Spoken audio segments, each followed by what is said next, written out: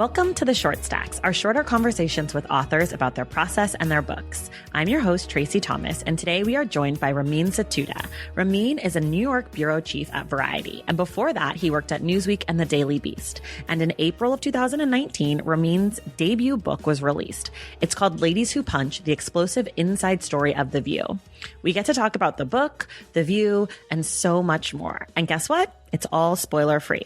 Before we get to that, just wanted to remind you that everything we talk about on today's show can be found in the link in the show notes. Use that link to learn more about the shows, people, and books discussed. Also in the show notes are links to all of our social media accounts so you can stay connected to Ramin and The Stacks. Be sure to follow us at The Stacks Pod on Instagram and check out our website, thestackspodcast.com. If you want more of The Stacks, head over to patreon.com/thestacks to be part of our bookish community. Patreon allows listeners to help support this show while earning cool perks for themselves, including our virtual book club. To join, go to patreon.com/thestacks. If you like what you hear today, please take a moment to rate and review this podcast. You can do it wherever you get your podcasts, and if you're listening through Apple Podcasts, it's especially helpful. Okay, now it's time to get to our conversation with Ramin Setoodeh.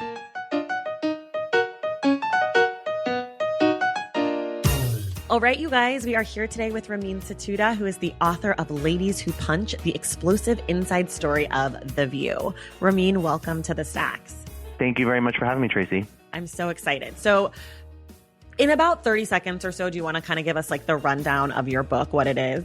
Sure. So my book is called Ladies Who Punch, The Explosive Inside Story of The View, and it is the definitive story of the talk show started by Barbara Walters in 1997 to give women a platform to talk about politics in daytime TV, which had never been done before until The View came along. Yeah. And I don't know. I'm like right in that age where I started watching The View, like when I would stay home from school.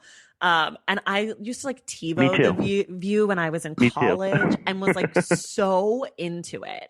And so when I heard, actually a friend of mine was on the podcast and he said one of the greatest books he'd read recently was this book. And I was like, what is that? And he's like, it's about The View. And I was like, what do you mean there's a book about The View that no one has told me about? Instantly went to read it. And it's so great because what you've done is you've turned this like pop cultural kind of phenomenon staple into like kind of serious. You've kind of like given it like the serious journalist treatment, but because the show is so fun, the book is really fun. So how did you kind of meld like your work as a journalist and then this book that has like, or this story of these women that's like kind of crazy? So I always envisioned this book as a really serious book and a really serious journalistic project. And I was looking at books like Game Change, which looked into the 2008 presidential campaign and like, books that relied heavily on reportage and access and taking you inside rooms where you weren't allowed in.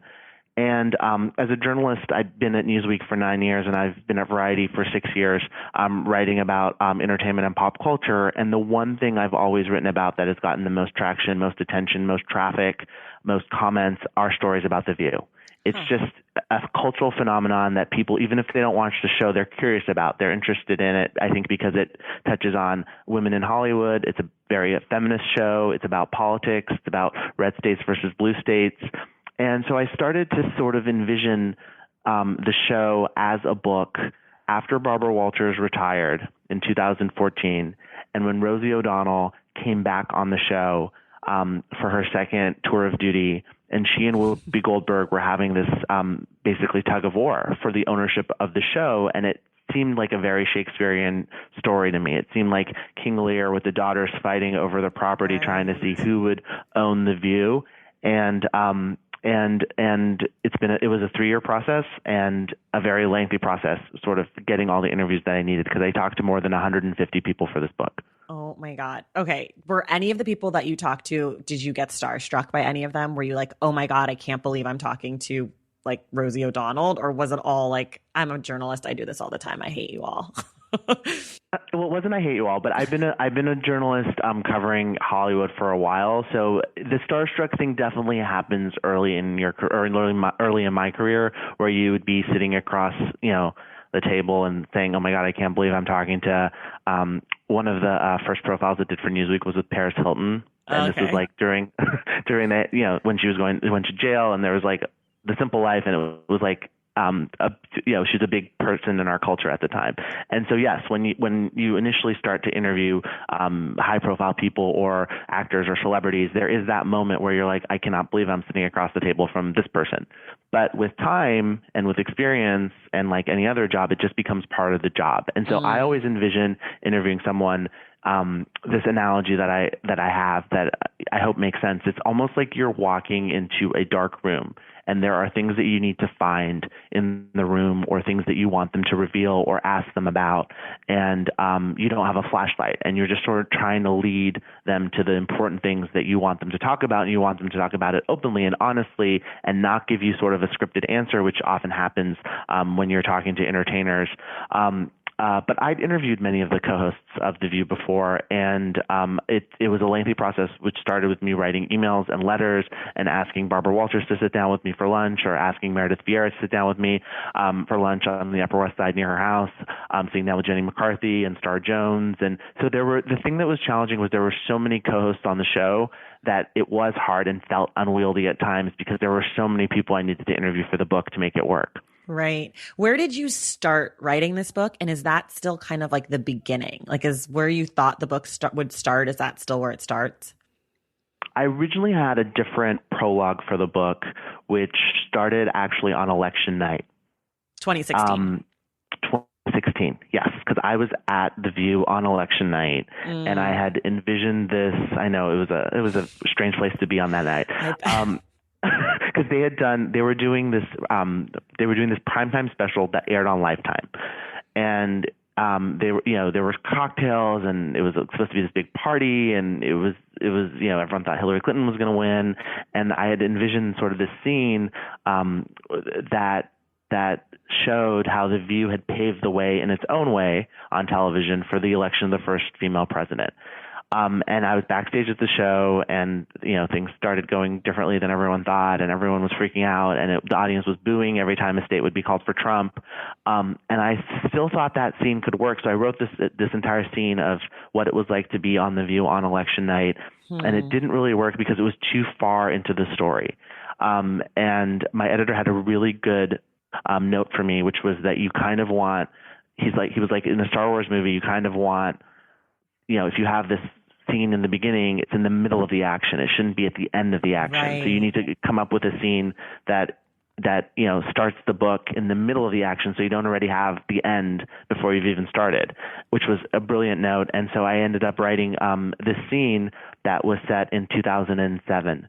And this was during the time that Rosie O'Donnell was on The View, and she and Barbara Walters were fighting for the show. And Rosie was very successful on the show the first time she was on it, but she was very difficult to work with, and she was very hard on the staff, and she wanted to turn the show in a lot of ways into her show, into the Rosie O'Donnell show, but very political.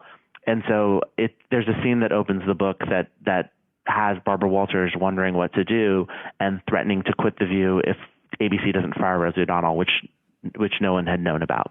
Right. It is a great place to start, because you're kind of like, oh, there's a lot going on under the surface here. I wonder what you think about the change in the show. I don't know if this is broad or just my personal experience, but as someone who loved the show and watched it a lot, and now I don't watch the show at all. I actually didn't even know that Rosie had come back to the show at any point. Like, I kind of had checked out by then, but I feel like the show now is a lot of like, viral clips of like Meghan McCain getting in a fight, or like Joy Behar saying something, or like Whoopi getting in trouble, but it's less about the show and more about these clips. And I feel like it used to be more about like the topics they were discussing. And if you've kind of noticed that shift as well, or like what you feel like that says about the show and like the future of the show. There's definitely an American Idol-like phenomenon where American Idol was so groundbreaking, and then The Voice came along, and all these other singing competitions came along and kind of took away the specialness and uniqueness of American Idol. And I think The View has also suffered from that, because when Barbara launched it, there was nothing like it. And then, now we have The Talk, and we have panels on CNN discussing, the debates, and you turn over to MSNBC, and it's another roundtable of people debating and arguing about things. So I agree that it's sort of been diluted in some ways, because every time you change the channel, there's a version of The View that you see on television. But I do think that Trump's presidency has given the show renewed significance. It was on the cover of the New York Times Magazine. There are these viral clips, but roughly 3 million people still watch the show in daytime. And I think it is a place that a lot of women go to get their news. And these are scary times and unpredictable times. And I think having them on daytime TV is comfort food for a lot of people that are home during the day and are wondering what the latest headlines mean. Right. So you kind of talked about the election party on 2016, and that's kind of where you thought you were going to start with the book. And so I'm assuming that means that you'd already had the idea for the book and were already kind of working on it. So my question is, when you started, did you have an idea that Hillary and Trump were going to be such big kind of characters that popped in and out throughout the book? Or did that come to you after the election finished and it was like, well, now I have to do this? I always saw Hillary as a really important character in the book because she had such a long history with the show. But I didn't really think that I'd be tracing the show's connection with Donald Trump after the election because, like everyone else and all the pundits, I didn't think that Donald Trump was going to be the president. Right. So I envisioned telling the show's story and history through the lens of a Hillary Clinton presidency. And when that didn't happen, I realized, I think it was essentially being there on election night and seeing there was a Trump impersonator backstage and he couldn't do the jokes anymore because they weren't funny because it looked like Trump was going to be president. And I started to see very clearly that Trump's presidency was going to give me tension that I didn't necessarily envision in the narrative, because as far as, you know, the dialogue about women's rights in Hollywood and equal pay for women and everything has gone, I think the election was a reminder that there still isn't equality in the United States. And so that gave me a point of view to tell the story through the lens of the fact that, you know, why is The View not taken more seriously? Why did Barbara Walters have to fight so hard to get the show off the ground? Why are women treated differently than men on television and entertainment industry? So it gave me thematically a structure that I didn't necessarily know I would have going into it, because I thought it would be a different time politically when the book came out. Did you feel like that structure ended up being helpful for you? I think in some ways it did. I think that it would have been easier for me to have written the book about how the show helped pave the way for Hillary Clinton's presidency. And certainly it was a very difficult time in the months after the election to try to get people to sort of speak to me. Rosie O'Donnell didn't do any interviews for a year after the election. She was having a very difficult time with the fact that Trump had been elected president, rightfully so, because he had been such a bully to her and he had gone after her so viciously as a result of an impersonation that she did on The View in 2006. Right. And so there was a period where I wasn't sure if the book would come together because everything seemed so uncertain. Right. And the future of the show seemed uncertain. But then as time went on, things started to take hold, and I started to sort of restructure the book around what was happening in the United States. Right. Okay, I'm going to shift a little bit because I know you're a big fan of The View, obviously, and you've spent a lot of time with these women and the producers and everything. If you could put together a panel of 5 co-hosts based on all the co-hosts there's been on the show, who would be like your dream team, top 5, starting 5 peeps? You mean including the people that have been on the show, or anyone on the planet Earth that could be on the show? I was thinking anyone who's already been a co-host. So they had to have done the job. It would be like your Hall of Fame, your Mount Rushmore +1.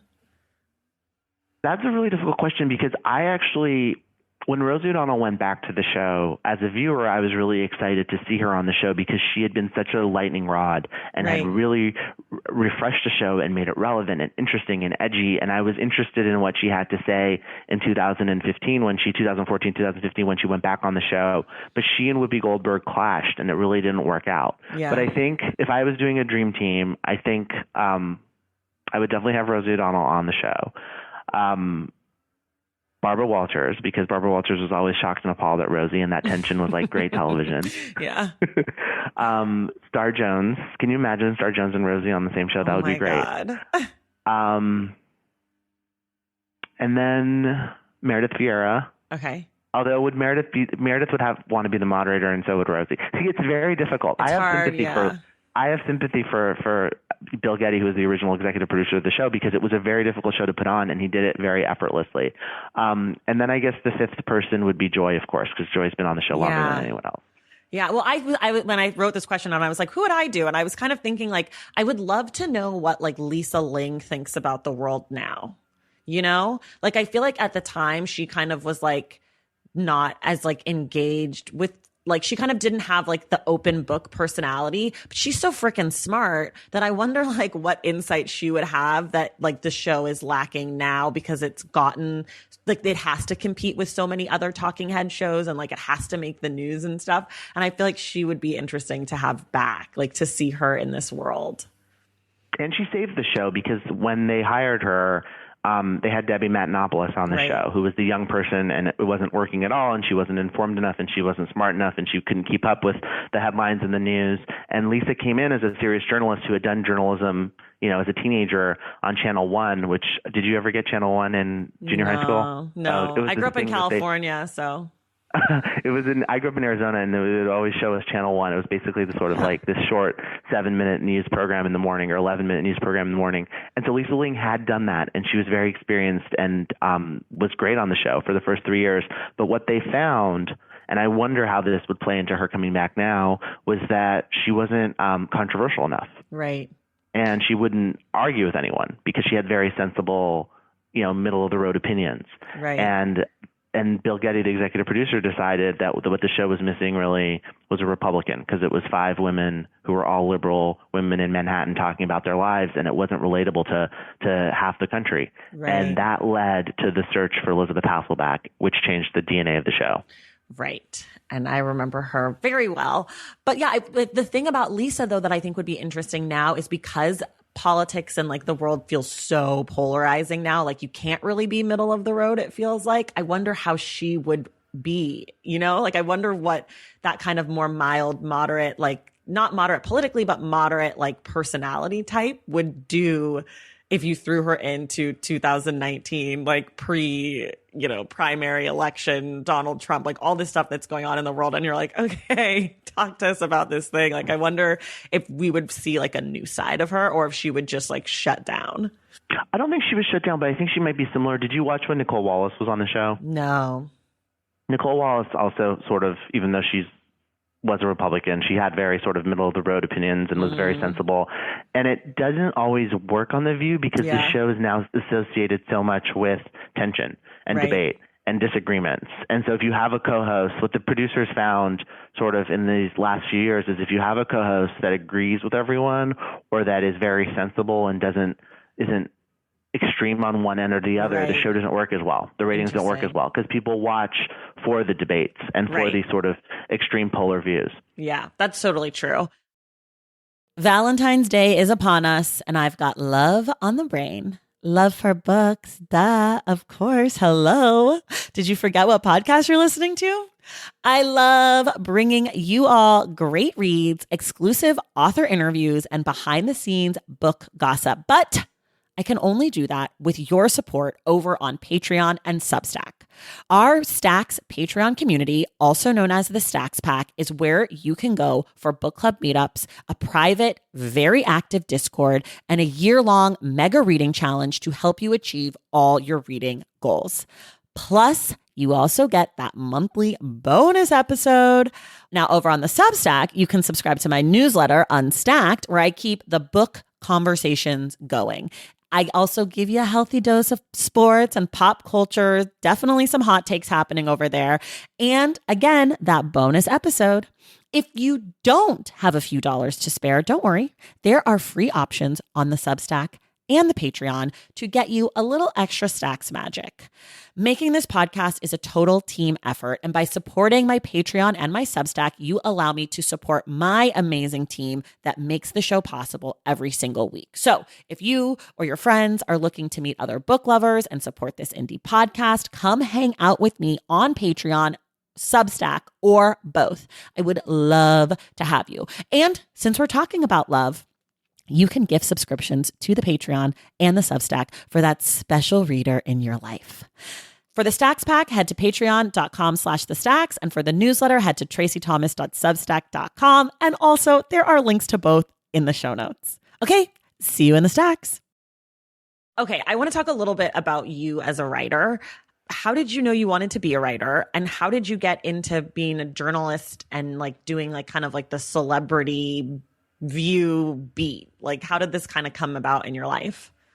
So I've wanted to be a writer and a book writer since I was in the second grade. Well, congratulations on your book then. Thank you very much. It's the only thing I ever wanted to do. Love I it. grew up as the son of immigrants from Iran, who, when they moved here in the late 70s, and I was born here, they knew how important it was to read, and they knew how important it was to tell stories.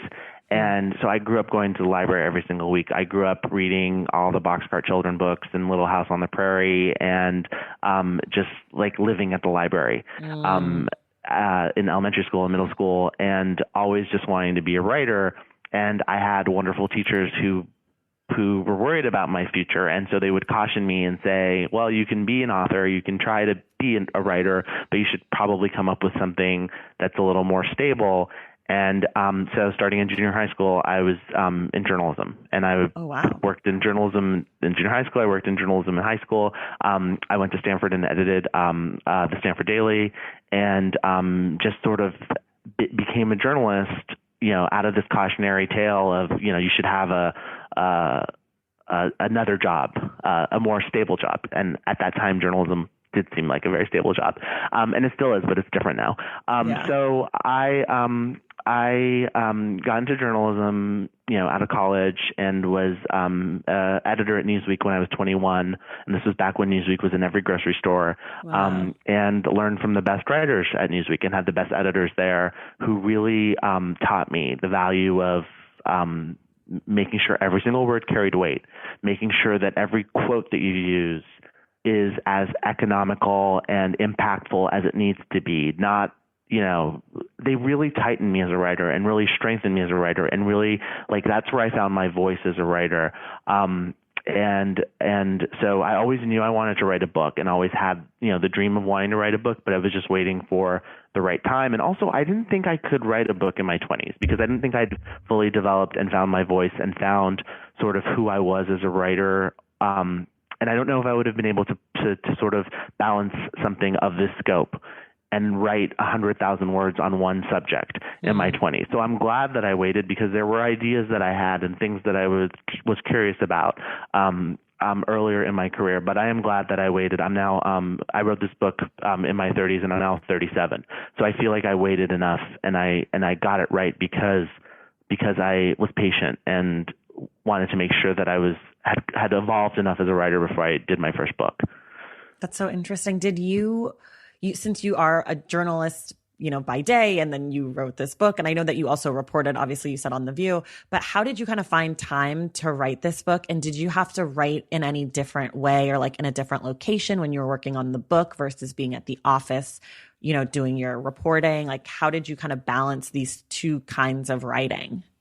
It was really, really hard for me at first because I am so used to instant gratification. So I'm used to doing an interview, working on it, and then having it posted and printed and having everyone react to it, and then moving on to the next thing. So the hardest part, there were a few hard parts, but I think one of the hardest parts was getting these great, interesting interviews and really, really wanting people to read what I just discovered, and having to be patient and having to wait, and knowing that, this was a really long process. And I was able to figure it out because originally I thought, okay, this is just going to be 100,000 words is like, 40 cover stories that I would write for work, or like 40 long features. So I was like, it's just, I could do that in a year. It's easy. I'll, crank that out. It's fine. But I discovered it doesn't work that way, because it's one narrative, and thematically, and trying to bridge everything together and connect everything together. That wasn't like a realistic way to look at it. Right. So I was very lucky because my friend Kate Arthur, who was my editor at the Daily Beast where I worked, came on board and worked with me on this. And she would read every chapter. Like we would have a schedule where I would write a chapter, and then I would send it to her, and she would read it. And then it became more manageable, because then I sort of felt like I had to get the next chapter to her, and the hardest thing about writing a book is like it looks so far, like the end is so far. Mm-hmm. So to have that and to be able to compartmentalize it really helped and allowed me to sort of be able to do it. And I would write over the weekends. I would write at nights. But it was mostly done over the weekends. Like I would just sort of sit in my apartment on Saturdays and Sundays and just work on a chapter and try to get a chapter done in a weekend, or try to get half a chapter done in a weekend. And do you have any reading snacks, beverages, rituals? Do you light a candle? Do you open a window? Do you spray perfume? Like, do you have anything like that? You have to eat gummy bears.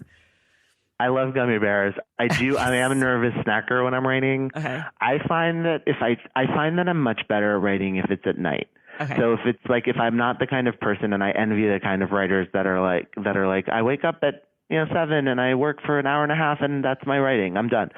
I don't think I could function like that. So my prime writing time where I feel like the writing finally comes together and starts to click. Like I can start earlier in the day, but it usually won't start to click until 9, 10, 11, 12, 1, 2. I feel like it's a quiet time and I can actually and pieces actually start to come together. And I write much faster at night. Perhaps it's because I'm trying to go to bed and I'm not as, there's something about the nerves that calm down at night. You're always nervous when you're starting to write something. And so I think at night I'm less nervous as a writer and it's easier for me to write. Interesting. And were there any books that you were reading or things that you were watching that were either inspiring to you or helping you on your journey, through your writing process? Other authors who were writing similar things, just the kind of stuff that was kind of going into your brain aside from view clips? So almost every co-host on The View had written a book. Okay.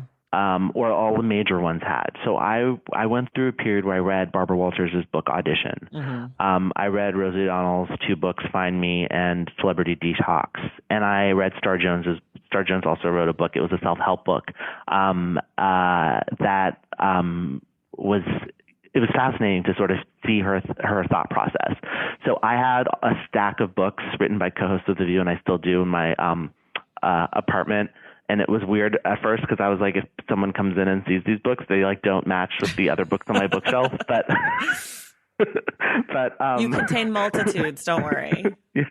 Right. But so I have the stack, and I would refer to sometimes if I was writing a character, I would refer to the book and try to sort of remind myself how that person thought or what their thought process was, which helped tremendously, sort of, because I wanted to make sure that every person I wrote about was fully three-dimensional and wasn't a caricature and wasn't just on the surface. I really wanted to sort of get to the heart of who all the women in the book are. Right. Do you feel like there are other books that are maybe not about The View, but are similar to what you've done that you would recommend to people who liked your book? I know you mentioned Game Change, which I've read and is really great.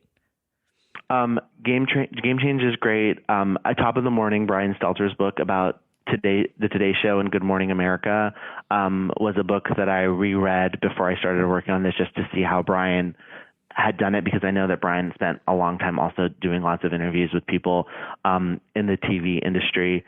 But then I would also just sort of start to think in literary ways, or I'd read, this has nothing to do with my book, but I would read F. Scott Fitzgerald, or I would often read writers that I really admired or loved growing up if I felt stuck, just to remind myself how the strings of a narrative come together. Yeah. Or Tobias Wolff. I read Tobias Wolff was, I took classes from Tobias Wolff at Stanford, and I just remember the period of being in his class and what it was like and what it meant. And so I would read things that I read when I was younger, just to remember the feeling of how great writing is and what I aspire to be. That's awesome. I love that. I feel like that also is pretty common. A lot of times when I speak to authors about what they were reading while they were writing, it's oftentimes not really there's the research portion, but then there's also the part that's I was reading so-and-so because I love their sentences. And it had nothing to do with my topic. It had nothing to do with actually what you're writing. But I also find it hard to read. I found it hard to read new things because I also didn't want to be I had to be so focused in this story, and there were so many threads to this story that I found it hard, unless I was on vacation or I was doing it in a very compressed period of time. I found it hard to have and I'm a big reader, but I found it hard to have like a lot of books that I would be going through because I felt like it kind of diverted my creative energy, and then I would be lost in a different narrative, and I wanted to stay as focused as I could on this current story. That's interesting. Did you find any like pushback on the book or like reactions that surprised you once it was released into the world? I was actually surprised by the number of people who told me that they thought the book was fair, because it is a dramatic book, and it is, I think it's sometimes hard to see yourself reflected back in a book, or to be a producer and see the show that you worked on reflected back in someone else's words. But there were a lot of people, and some of them were anonymous, who felt like the book was really fair and felt like I humanized a lot of different people and tried to be as fair as possible to everyone. There were some moments where Rosie O'Donnell I don't think she'd read the book, but she had seen sort of clips of things or headlines, and she was unhappy about them. And I didn't want her to be unhappy about them. That wasn't my intention in writing the book. I never want anyone to be unhappy with, the journalism I'm doing, but I felt like the book is fair to Rosie, and I was trying to sort of accurately capture who she is and what she was like on that show. I think the book is very fair to Rosie. I thought it was like, I think she came off like pretty good, considering I felt like when I finished reading the book, I was more into Rosie than I had been going into it, which is probably a sign of like good reporting that you gave both sides of it. I'd kind of forgotten about how great she had been on her own show, and like how she'd been such an advocate for the arts, and like I'd kind of forgotten a lot of her prior life. And so I felt like you really rounded her out again. And it was really important for me to do that. I have chapter 11 is an entire chapter devoted to the Rosie O'Donnell show, and how influential and important that show was in daytime TV, because in the 90s, there was a period where daytime TV was only about paternity tests and makeovers, and it was very salacious.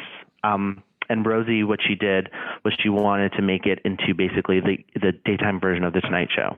Right. And she wanted to be a safe space for celebrities, and she wanted to bring kids in and, tell everyone to get a mammogram and raise awareness for Breast Cancer Month.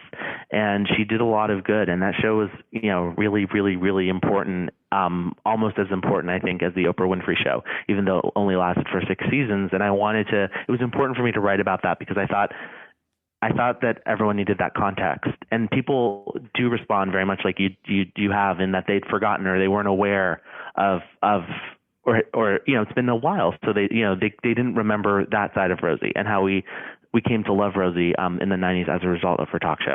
Right. Because her fight with Elizabeth Hasselbeck for me was like such an iconic moment of like my life, because I had been a fan of The View, and I remember like watching that episode and being like, payoff, like finally I'm getting this like crazy scene. But that's like what I like occupies my mind for both of them. And when I lived in New York, I once went on a run in Central Park and I saw Elizabeth Hasselbeck, and I was like legit starstruck in a way that shocked me, because I like was like one of those people you mentioned in the book who like loved to hate her. But I saw her and I was like, oh my God, she's so skinny. And she was like bundled up, like running through Central Park in the middle of the winter. And she had just left The View like 2 weeks before or something. And I remember being like, oh my God. But anyways, do you know what comes next for you? Do you know what you're going to write next, if you're going to write another book, or is it too soon?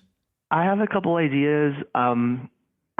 I wanted to take some time just to sort of make sure that the next book that I write is what I really want to write, because now that I've been through it, I know how much of yourself you have to give and how much you have to sacrifice in terms of, time spent with friends or loved ones, you really have to make the book a priority.